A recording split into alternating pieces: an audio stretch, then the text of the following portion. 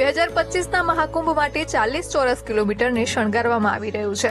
મહાકુંભ 2025 દિવ્ય સાથે ખૂબ જ ભવ્ય થવા જઈ રહ્યો છે। વ્યવસ્થાથી લઈને સુરક્ષા સુધીની કડક વ્યવસ્થા કરવામાં આવી છે। पहले की व्यवस्था में आज की व्यवस्था में बहुत फर्क है। અગાઉ મહાકુંભ 2013માં યોજાયો હતો, જે એકદમ ભવ્ય હતો। કુંભ મેળામાં ઉપસ્થિત દિવ્ય ભાસ્કરની ટીમે 2013 અને આજના કુંભના વિવિધ પાસાઓ જેમ કે બજેટ વ્યવસ્થા, સુરક્ષા અને ભીડની સરખામણી કરી। 2013 में संगम की इस धरती पर जब मेले का आयोजन हुआ, उस वक्त नाम था इलाहाबाद महाकुंभ।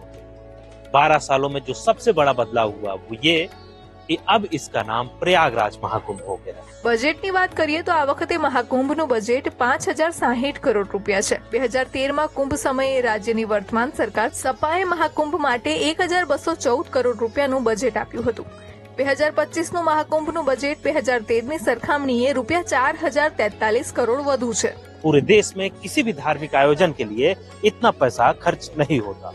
40 करोड़ से ज्यादा लोगों के आने की संभावना है। આ વખતે મેળાના વિસ્તારમાં 2400 હેક્ટરનો વધારો કરવામાં આવ્યો છે। 2013માં કુંભ મેળો 16 ચોરસ કિલોમીટર વિસ્તારમાં ફેલાયેલો હતો। 2025ના મહાકુંભ માટે 40 ચોરસ કિલોમીટરને સુશોભિત અને રોશનીથી શણગારવામાં આવી રહ્યું છે।